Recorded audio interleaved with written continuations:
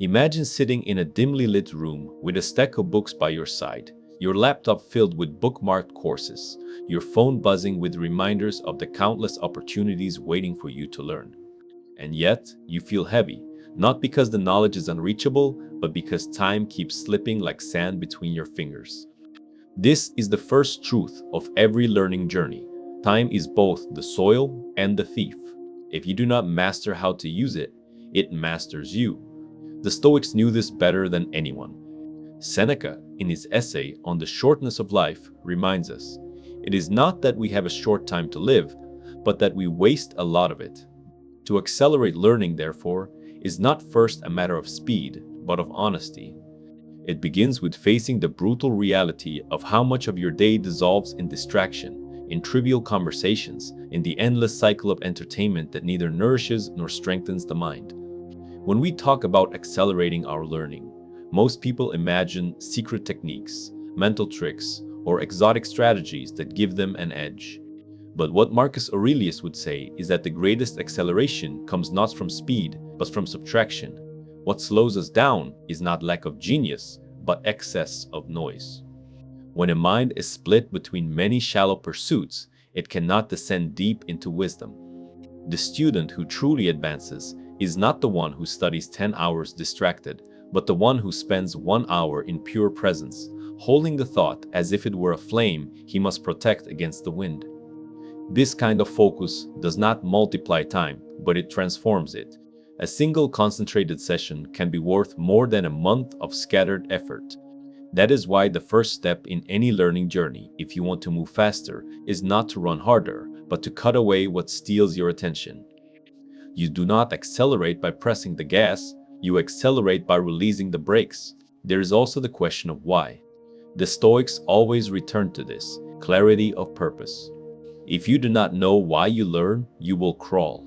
If you know why, you will fly. The Romans trained their minds not simply to acquire knowledge, but to live better, to act with courage, to understand what is in their control and what is not. This purpose sharpened their attention. It made their studies urgent. Think of Epictetus, born a slave, who had no luxury of endless libraries. He listened to his master's lectures with a broken body and a hungry mind, and what he absorbed as if it were medicine. To him, philosophy was not decoration, it was survival. That urgency is the fire we must borrow. When your learning feels optional, it will move at the pace of your mood. But when your learning feels vital, it will accelerate with the force of necessity. Ask yourself, if I do not learn this, what suffering will I prolong? What opportunities will I bury? Learning becomes fast when it is tied to your deepest needs. The paradox is that acceleration often looks slow. To move quickly in knowledge, you must accept the discipline of repetition, of patience, of small increments that compound silently. A man who touches a text once and rushes away remembers nothing. But the one who lingers, who allows the words to soak, who reviews them tomorrow and again next week, will carry them carved into his memory. The Stoics repeated their phrases daily. You may leave life at any moment. You have power over your mind, not outside events, not because they forgot, but because repetition made the words become marrow. This is how you accelerate, not by running past lessons, but by engraving them until they guide your reflexes. The faster you want to grow, the slower you must be willing to digest. And here is where modern seekers often deceive themselves. They chase novelty. They believe acceleration comes from consuming more, from finishing one book and immediately opening another, from skimming through countless podcasts, blogs, and lectures. But Marcus would say, if you seek tranquility, do less. Or rather, do what's essential. Essentialism is acceleration. To choose fewer sources and return to them deeply is to walk straighter than the one who wanders among 1,000 roads. The man who reads one book 10 times may outpace the man who reads 10 books once. To accelerate is not to scatter, but to pierce through. So, as we begin this reflection on techniques to accelerate your learning journey, remember this: time, focus, purpose, repetition, and essentialism. These are not tricks, but principles. You will not find them in productivity hacks sold online, but in the wisdom of those who faced death daily and knew that wasting time was a crime against the soul. We learn faster not because we are smarter, but because we are more serious. To treat each lesson as if it were your last may sound heavy, but it is the very weight that makes it precious. In that seriousness, paradoxically, is where true acceleration begins. It is the shift from casual curiosity to urgent necessity. Once you carry this urgency, the hours will stretch, the mind will sharpen, and the journey will finally move. And so, the first gate is open. If you wish to accelerate, you must stop treating time as infinite and knowledge as optional. You must feel the knife of mortality pressing against your back, urging you forward. Only then will your learning have the speed of a man escaping fire. The Stoics would tell you, life is short, but wisdom is long. Do not crawl toward it. Run, but run with clarity, with weight, with focus. That is the true beginning of acceleration. If the first gate of acceleration is the awareness of time and its theft, the second gate is attention. Learning does not only depend on what you study, but on how much of yourself you can pour into the moment of study. In an age where distractions are engineered to hijack your very biology, attention has become rarer than gold. Seneca once lamented that men guard their property fiercely, yet waste their time and attention as though it were nothing. He wrote, "You act like mortals in all that you fear, and like immortals in all that you desire." What he meant is that people fear losing possessions, but they treat attention, the currency of their inner empire, as if it were limitless. To accelerate learning, you must flip this. You must guard your attention as though it were sacred, because it is. Without attention, knowledge slips through your fingers like water through a cracked jar. Think of attention as a muscle. A weak attention cannot hold weight. The moment you try to focus on a concept, it trembles, it collapses, it seeks escape. A strong attention, however, can lift heavy truths and hold them until they sink into the bone. Marcus Aurelius trained his attention through daily journaling. Every morning he confronted his mind with questions, with reminders of what truly mattered. By doing this, he was not simply reflecting. He was conditioning his attention to return, again and again, to the core principles of his life. He knew that a distracted emperor was a dangerous emperor, so he wrestled with his mind each dawn until it obeyed. That same discipline must be applied to learning. Before you study, you must tame your environment, silence the buzzing, close the gates to intrusion. A mind divided will never move fast. But there is more. Attention must be both deep and gentle. The impatient learner clenches his mind so tightly around the text that he suffocates it. He forces his attention with such tension that fatigue breaks him. The Stoics would advise balance, to be present without strain, to hold the subject steadily as you would hold a bird, not crushing it, not letting it fly away. In this balance lies the secret of sustained attention. And sustained attention is acceleration, because it allows you to remain with the material long enough to carve pathways in the mind, instead of scratching shallow lines that vanish in hours. There is also the discipline of directed attention. Not all focus is equal. Many spend hours focused on trivialities, arguments online, minor curiosities, the endless gossip of digital life. Focus itself must be disciplined by purpose. Epictetus warned that the mind, if not trained, will chase whatever appears first, as a dog runs after any movement. To accelerate your learning, you must chain your attention to the right questions. Each time you sit to study, ask, is this what truly advances me? Or is it merely what entertains me?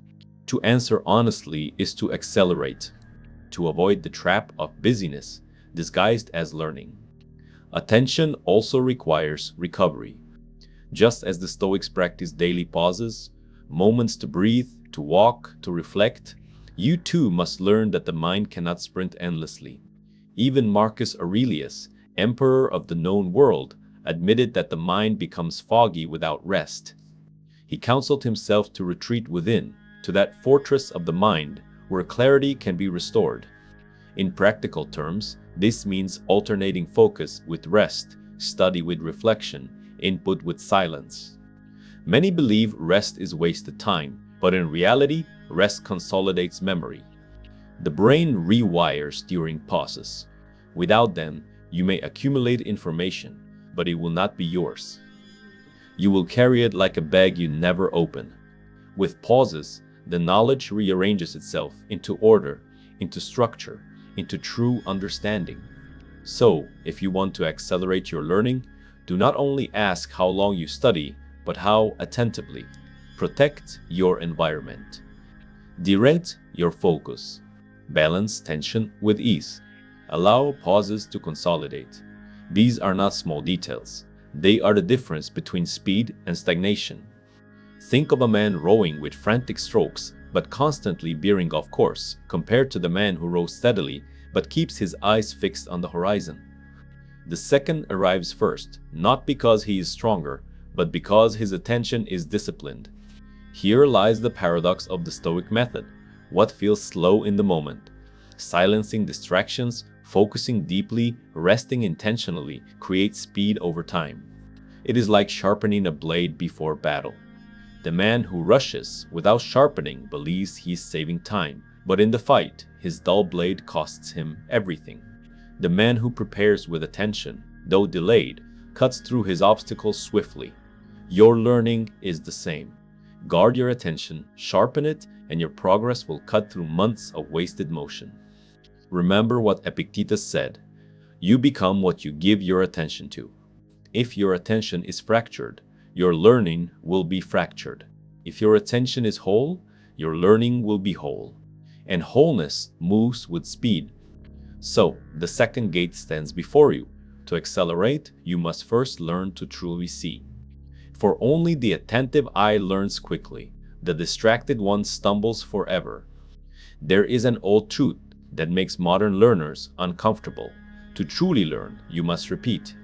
In an age that glorifies novelty and speed, repetition feels slow, mechanical, even beneath us. But the Stoics knew that nothing could be mastered without engraving it into the soul through constant return. Marcus Aurelius copied his own thoughts every morning, not because he had forgotten them overnight, but because the act of repetition transformed fragile impressions into unshakable convictions. He was not trying to entertain himself, he was training his memory, cultivating resilience, and sharpening judgment. This is the paradox. Repetition feels slow, but it is the only path to acceleration. The mind does not hold knowledge by accident. It holds what is rehearsed, what is reviewed, what is given attention again and again. Epictetus compared the mind to a field. If you sow seeds and abandon them, weeds will take over. If you revisit, water, and tend to them daily, the field grows abundant. Memory is this field. When you revisit knowledge, you are watering the soil. Without this, no matter how brilliant your insights, they vanish like writing in the sand when the tide arrives. The learner who seeks speed without repetition is like a farmer who plants once and never returns. His field will remain barren. This principle of repetition must not be confused with rote memorization alone. The Stoics were not parrots. They repeated with reflection, with intention. They returned to the same truths in different circumstances, testing them against reality, applying them to new challenges. "Death is nothing to us," wrote Epictetus. But to make this phrase more than ink, he repeated it while sick, while poor, while enslaved, until it became his shield. So too must we repeat. A mathematical concept, a philosophical idea, a language structure, it must be seen not once but many times, under many lights, until it becomes reflex. This is not slowness. This is acceleration, because what is reflex is fast. Consider two learners, one who reads a book once, racing to the finish, and another who reads a chapter 3 times, each time deeper. The first feels fast, but his knowledge fades. The second feels slow, but in a year, his recall is sharp. his application immediate. Who truly accelerated? Because repetition, though it demands humility, collapses time in the long run. What you repeat becomes yours, and what is yours can be recalled without effort. There is nothing faster than mastery, and mastery is the child of repetition. Seneca warned against what he called the stamp collector's approach to wisdom, accumulating quotes, snippets, and clever sayings without allowing them to penetrate. He wrote, "We are not given life short, but we make it so by squandering it." He meant that wisdom is not in quantity, but in digestion. Repetition is digestion. A cow chews its food many times before it nourishes the body. A Stoic chews thoughts many times before they nourish the soul. And you, if you wish to accelerate, must chew knowledge again and again until it is no longer external information but internal instinct. There is also a neurological truth here that the ancients sensed but could not name. Modern science tells us that repetition strengthens neural pathways. The Stoics intuited this through experience. What is repeated becomes easier. The first time you confront an idea, it feels like cutting a new road through a forest. The second time, the path is clearer. The third time, it becomes a trail.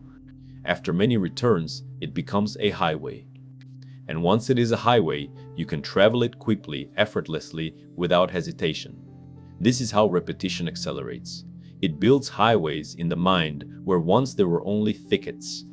But repetition is not only about the mind, it is about the body too. Marcus Aurelius reminded himself daily to act with justice, courage, and temperance, so that when real situations arose, he did not have to deliberate for hours. He had already rehearsed his response in thought so many times that his actions became aligned with his principles. This is what we must call embodied knowledge. The repetition of reflection becomes the reflex of action. In learning anything, be it philosophy, language, or craft, you accelerate when knowledge flows from thought into reflex. The swordsman who repeats a movement 1,000 times may look slow compared to the man who practices 100 different strikes, but when the moment of battle arrives, the 1,000-fold repetition gives him lightning speed. His hand moves before the mind calculates. That is accelerating in its truest form. So, how should one repeat? The Stoics repeated daily, weekly, yearly. They kept journals, returned to maxims, debated the same principles again and again.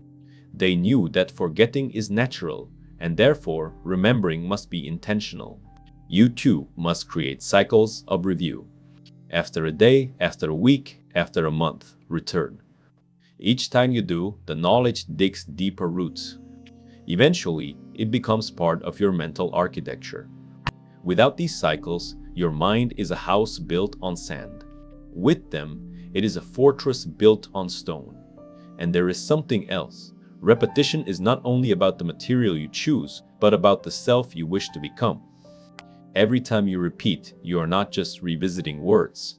You are revisiting identity. You are sculpting your mind, chiseling your character, engraving your destiny. This is why acceleration is tied to virtue. To repeat wisely is to shape yourself wisely. To repeat carelessly is to engrave bad habits. Epictetus warned that every action, every thought repeated becomes a brick in the house of your soul. If you repeat distraction, distraction becomes your fortress. If you repeat focus, focus becomes your fortress. This is why repetition must be guarded and intentional, because it makes you fast at whatever you practice, whether wisdom or folly. So, repetition is not boring. It is not a waste of time. It is the forge where speed is made. The man who repeats with patience, who allows knowledge to become instinct, is the one who accelerates without strain. He does not run frantically to catch up. He walks steadily until he surpasses all. To accelerate your learning journey, embrace repetition as your ally, not your enemy. For the Stoics, repetition was not about memory tricks. It was about becoming unshakable. And once you are unshakable, no obstacle can slow you down. There is a dangerous illusion in the modern age that knowing is the same as learning, that the moment you consume information by reading, watching, or listening, you have already advanced. The Stoics would laugh at this, or perhaps sigh with pity. For them, knowledge without application was not knowledge at all. Seneca warned sharply, "What is the use of having countless books and libraries whose titles the owner can scarcely read through in a lifetime? A student is burdened, not instructed, by the weight of so many books." What he meant is simple: collecting information without living. It is like gathering medicine and never taking it. The shelf is full, but the sickness remains. To accelerate your learning journey, you must bridge the gap between knowing and doing. This is the great secret the Stoics practiced daily. Marcus Aurelius was not only writing meditations for his comfort, he was rehearsing how to face betrayal, grief, anger, and temptation in real life. Epictetus constantly reminded his students that philosophy was training for life, not decoration for speech. He told them, "Don't explain your philosophy," and in that line lies the key to acceleration: embodiment. To embody is to move knowledge from the head into the bloodstream, from abstraction into reflex. Application accelerates learning because it creates friction. Reading about courage in a book is effortless. Acting with courage when insulted, when tempted, when afraid. That is where the truth burns itself into your character. The mind remembers what the body has wrestled with. You may study patience endlessly, but until you stand in a long line with irritation rising in your chest and you force yourself to breathe, to wait, to choose calm, you have not learned patience. You may memorize the definition of temperance, but until you face the pull of indulgence and refuse, you have not learned temperance. Application is acceleration because it welds knowledge to experience, and what is welded does not break. This is why the Stoics practiced exercises, not just theories. They imagined loss to prepare for grief. They deprived themselves of comfort to strengthen resilience. They welcomed insult as practice for self-control. Each exercise was a way to accelerate understanding, because in the testing ground of life, lessons carve deeper than any scroll. You too must create exercises. If you are learning a language, speak it out loud, risk mistakes, allow yourself to stumble. If you are learning philosophy, test it in arguments, in silence, in moments of pain. If you are learning a skill, apply it before you feel ready. Action is the great accelerator because it forces clarity. Theories collapse under pressure, but those that stand become unshakable truths. Application also strips away the illusion of mastery. Many believe they understand until they try to teach, to act, to embody, and suddenly their ignorance is revealed. This revelation, though painful, is gold, for it tells you exactly where your knowledge is weak. The Stoics did not fear this exposure, they sought it. Seneca would deliberately provoke his own weaknesses to test their strength. He knew that only in practice do illusions dissolve. In this way, application not only accelerates learning, but also cleanses arrogance. The more you act, the more honest you become about what you truly know. Another reason application accelerates is that it transforms passive knowledge into memory stamped by emotion. Neuroscience now confirms what the Stoics lived. Experiences tied to emotion are remembered far more vividly than abstract ideas. When you act on knowledge, you feel it. The sting of failure, the warmth of success, the gravity of discipline. These emotions bind the lesson into your soul. You may forget a definition, but you will not forget the day you resisted anger and discovered peace, or the moment you faced fear and discovered courage. These memories are the anchors of accelerated learning because they cannot be erased by time. To accelerate, then, you must stop hoarding and start embodying. Do not confuse collecting quotes with becoming wise or reading strategies with living strategically. Each day offers opportunities to apply what you study, and each missed opportunity slows your journey. Epictetus would ask his students after a lecture, "Now go and practice dying." He did not mean literal death, but the death of ego, the death of fear, the death of attachment. Philosophy to him was an exercise in living so well that death itself lost its sting. If you treat learning in this way, as practice, as rehearsal, you will accelerate beyond those who drown in theory. There is a practical rule here. Whatever you learn today, apply it before the day ends. If you read about patience, find one place to exercise it. If you study a principle of focus, apply it in a single session of undistracted work. If you encounter wisdom about silence, test it by holding your tongue when tempted to speak. Each act is small, but acceleration is not the sum of giant leaps. It is the compounding of small acts embodied daily. Over time, the gap between knowledge and action closes, and you find yourself not only learning faster, but living truer. The Stoics remind us that philosophy is a rehearsal for death, but by extension, learning itself is a rehearsal for life. What use is it to know if you cannot act? What good is wisdom unpracticed? To accelerate your learning journey, do not run after more content, more theories, more libraries. Run toward life itself, and let life test your knowledge until it becomes indistinguishable from your character. That is how learning moves, at the speed of necessity, at the speed of truth. Now some exciting news. Our channel now offers a members club. By joining it, you'll unlock exclusive benefits, deeper content dives, and personal insights. Join us on this journey and let's build a meaningful life together. And I also humbly ask you to leave a comment, as it helps my channel immensely. If you do not know what to comment, just write "better every day" so I know you reached this far. And don't forget to subscribe for more content like this. Also, I've linked some books on Stoicism that helped me become the man I am today and will also help you achieve a Stoic mindset. If repetition engraves knowledge into memory and application welds it to experience, reflection is the fire that refines it into wisdom. Without reflection, even the most disciplined acts of study risk becoming mechanical. The Stoics knew this. Marcus Aurelius spent his nights writing not to impress others, but to measure himself against the standard of virtue. Each page of the Meditations is a mirror. He was asking, did I act with justice today? Did I waste time on what I cannot control? Did I allow anger to dictate my choices?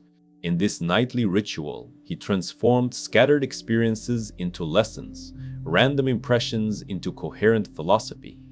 Reflection is what accelerates learning because it prevents repetition from becoming empty and application from becoming blind.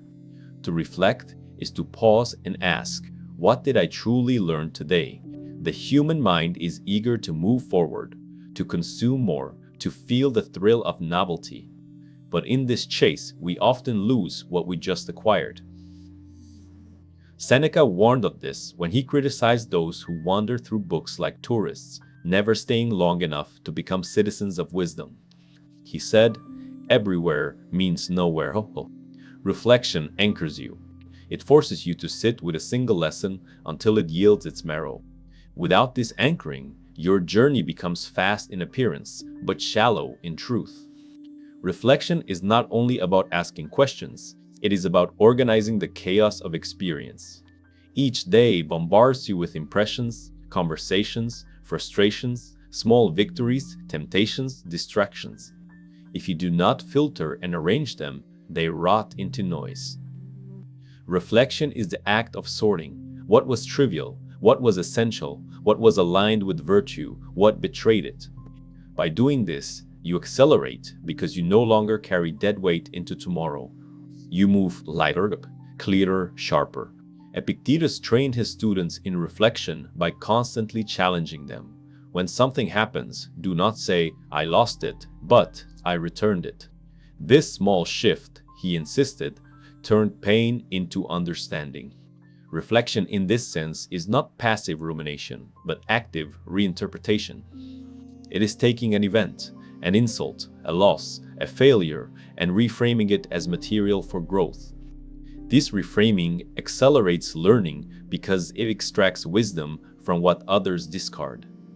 The man who suffers without reflection suffers twice, but the man who reflects turns even suffering into teacher. That is speed, for he learns in days what others take years to understand. Modern learners often skip reflection because it feels unproductive. They think writing in a journal, sitting in silence, or reviewing the day is wasted time. But the Stoics would argue the opposite. Reflection multiplies the value of every hour you spent. If you studied for 1 hour but reflected for 10 minutes, you have doubled the weight of that study. The unreflected hour dissolves. The reflected hour becomes permanent. Reflection is the lever that moves the entire journey faster because it ensures nothing is lost. There is also the discipline of emotional reflection. Learning is not only intellectual, it is emotional. When you fail, when you are humiliated, when you succeed, these emotions leave marks. Reflection allows you to interpret them rather than be enslaved by them. Marcus Aurelius often reminded himself that praise is hollow, that anger is weakness, that death is natural. By reflecting on emotions daily, he accelerated his growth beyond the reach of passion. The unreflective man repeats the same emotional mistakes forever. The reflective man learns once and carries that wisdom forward. In practice, reflection can take many forms. The Stoics wrote journals. They spoke to themselves in solitude. They meditated on death, rehearsed future hardships, reviewed the past day before sleep. All of these were ways of compressing time. Reflection compresses years into days because it allows you to see the pattern behind the events. Without reflection, life is a blur. With reflection, life is a textbook. To accelerate your learning journey, you must transform each day into a lesson and each night into an evaluation. Consider how powerful this is. Two men may experience the same insult. One grows bitter, the other grows wise. The difference is reflection. Two women may face the same failure. One collapses, the other becomes stronger. The difference is reflection. Life offers lessons to everyone, but only those who reflect harvest them. This is why some grow old and remain naive, while others grow wise in youth. Reflection is not about how much time you have lived, but how much of your living you have understood. That is why reflection accelerates. It condenses the raw material of existence into refined insight at a pace that feels almost miraculous. So, do not run from silence.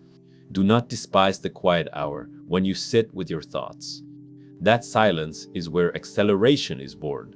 To reflect is to honor the day by transforming it into wisdom. Each night you fail to reflect, you throw away a jewel. Each night you reflect, you sharpen your mind for tomorrow. Marcus Aurelius sharpened himself this way until his very thoughts became weapons against chaos. You can do the same. And when you do, you will find your learning journey no longer crawling, but flying, because reflection multiplies every effort, every failure, every victory, until time itself seems to bend in your favor. A man who seeks to accelerate his learning, but rejects guidance, is like a traveler who refuses maps, signs, or companions. He may still arrive, but only after years of wandering. The Stoics never pretended to walk alone. Even Marcus Aurelius, Emperor of Rome, filled the first book of his meditations with gratitude to his teachers and models. He thanked Rusticus for introducing him to Epictetus, Sextus for showing him gentleness, his adopted father Antoninus for embodying dignity and patience. He accelerated not by invention, but by imitation. This is the first truth. No one learns quickly in isolation. To learn fast, you must place yourself in the presence of those who already embody what you seek. The pride of modern learners often resists this. They believe speed means independence, that to admit the need for teachers is weakness. But Seneca would rebuke this arrogance. What is the point of having countless books if you cannot choose a master? He knew that wisdom grows fastest when it is transmitted through example. Books inform, but living teachers transform. To see a principle embodied in flesh is to understand it faster than in any scroll. When you watch someone practice courage, patience or clarity in real circumstances, the lesson cuts deeper than 1,000 pages. This is why the Stoics sought mentors, corresponded with wiser men, and lived among those who could sharpen their virtues. Yet teachers alone are not enough. You must also be a good student. A bad student hears, but does not listen, observes, but does not imitate, collects advice, but resists transformation. Epictetus told his students, "Don't explain your philosophy."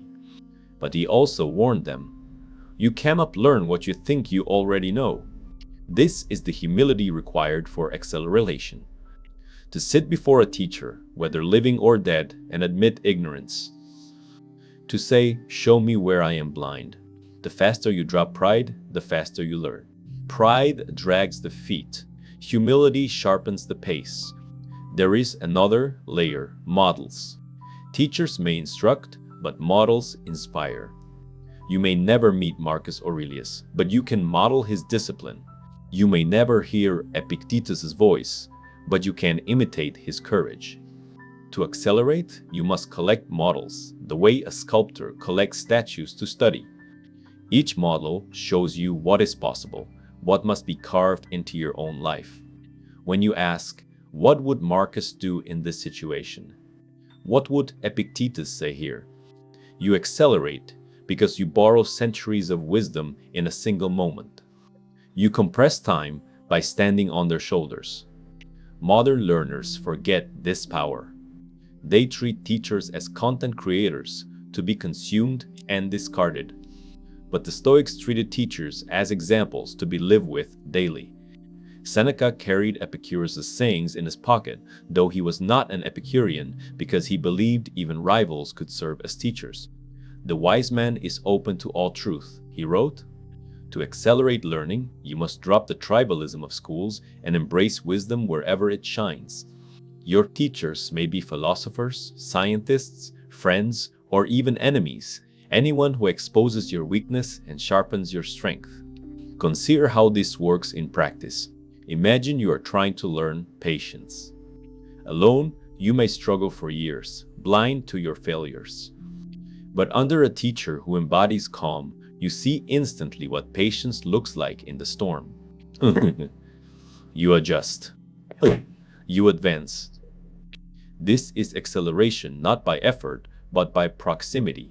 Or think of a craftsman. To read about woodcutting may take months to grasp.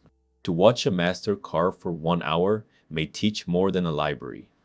This is why apprenticeship has always been the fastest road to mastery. To place yourself under the shadow of the wise is to borrow their years, to condense their decades into your days. But there is danger too: false teachers, poor models. The Stoics warned that bad company corrupts faster than ignorance. If you imitate fools, your learning accelerates in the wrong direction. You become efficient at vice, quick in error, swift in ruin. This is why Seneca urged caution: associate with those who may improve you. To accelerate wisely, you must choose your teachers and models with care. Better to walk slowly alone than quickly with the corrupt. For speed without direction is disaster. So, ask yourself, who teaches you? Who models for you? Do you merely consume content, or do you place yourself under the discipline of guidance? To accelerate, you must not only read Marcus, but live with Marcus. Not only quote Epictetus, but submit to his hard questions. Not only admire Antoninus, but imitate his daily calm.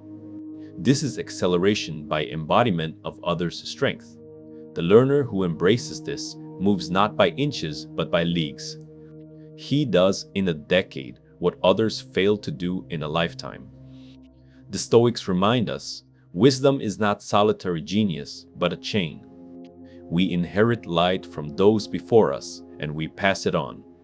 To accelerate your learning journey, seek teachers, collect models, and above all, be humble enough to learn.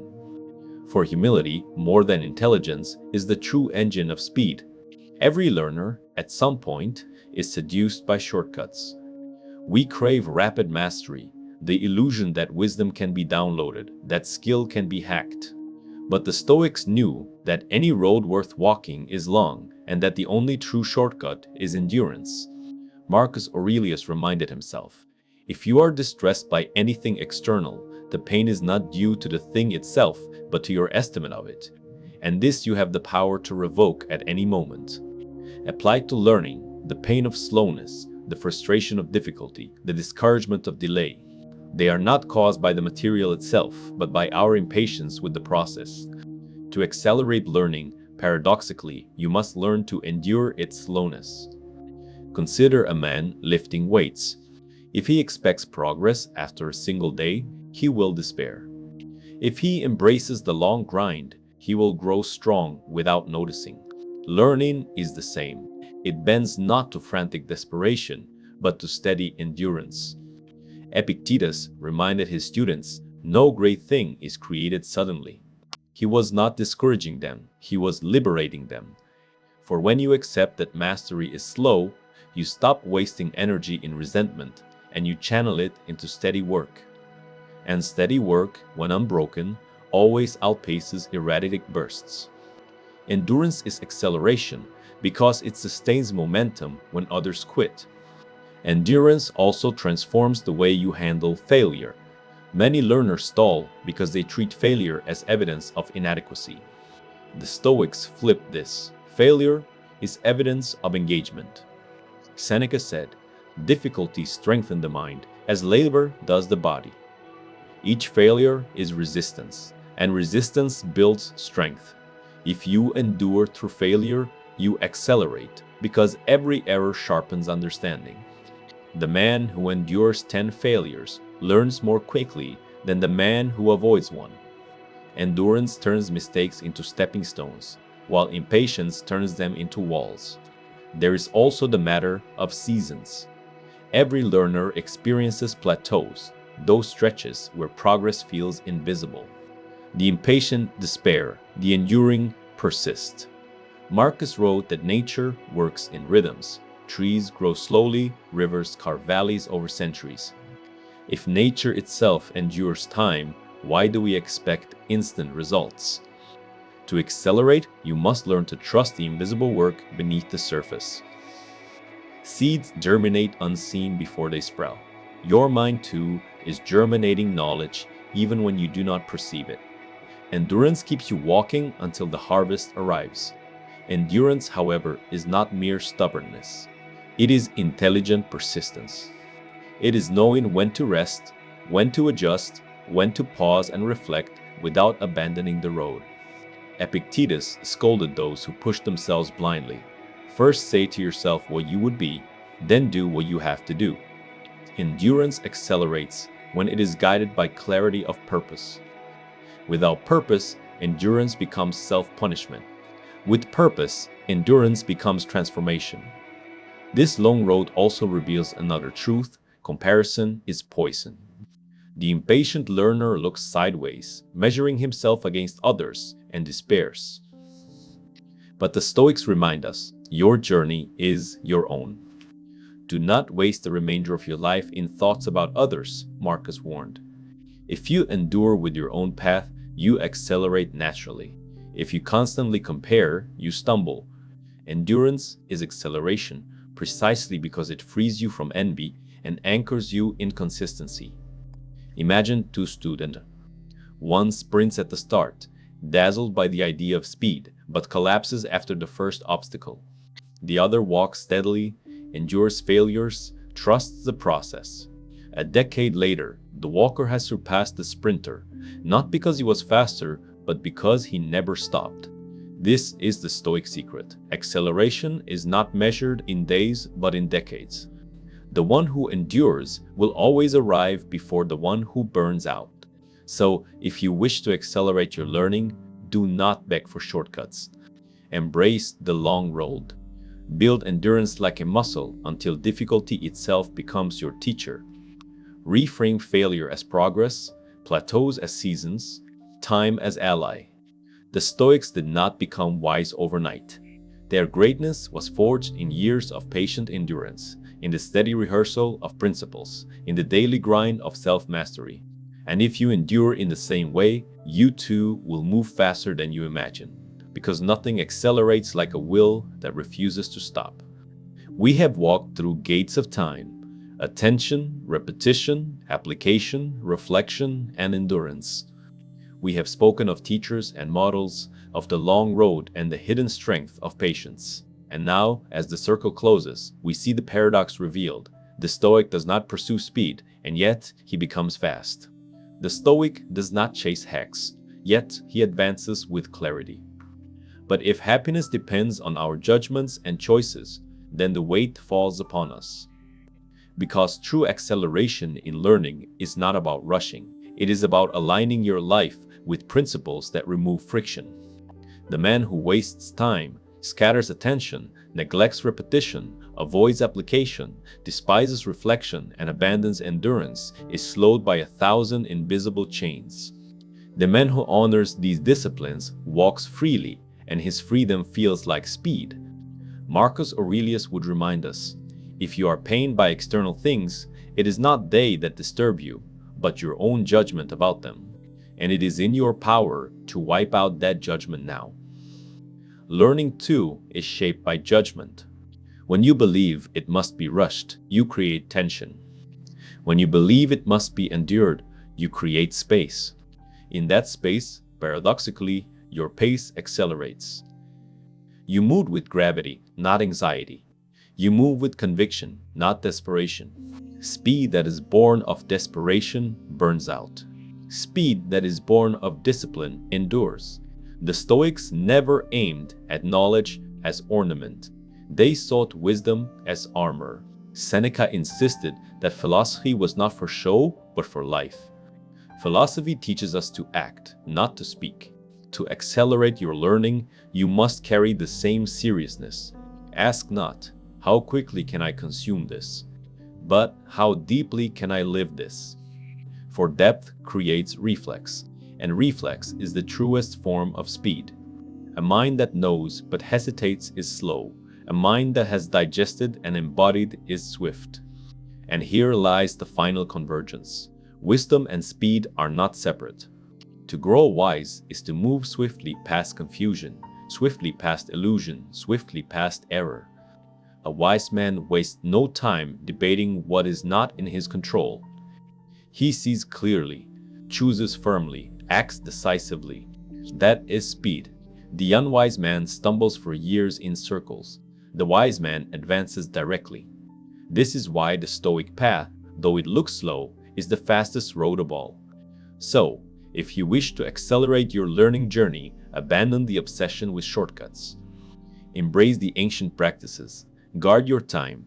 Discipline your attention. Repeat until mastery. Apply until embodiment. Reflect until clarity. Endure until transformation.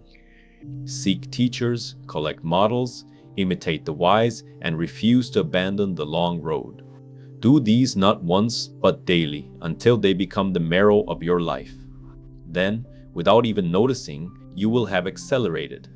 You will look back after years and wonder how so much has changed, how so much knowledge has become instinct, how so much wisdom has become reflex. Marcus Aurelius, reflecting on the brevity of life, wrote, "Do not act as if you are going to live 10,000 years. Death hangs over you. While you live, while it is in your power, be good."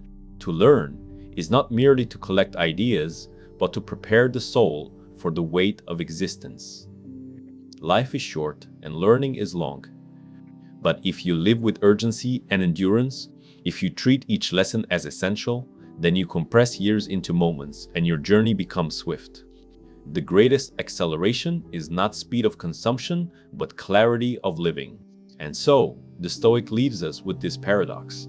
The fastest way to learn is to stop rushing. To move, not with frenzy, but with discipline. To honor each day, each lesson, each failure as material for growth. In this way, you will not only accelerate your learning journey, you will accelerate your life itself. For when wisdom and speed converge, life ceases to crawl. It flows, it sharpens, it ascends. And the journey, once heavy, becomes light. Now, if any part of this message has been helpful to you, leave us your like and comment. helping the algorithm recommend it to someone who needs it at this time. Don't forget to subscribe so you don't miss new videos. And if you look through the videos we've already uploaded, you're sure to find something to take with you. Have a good day.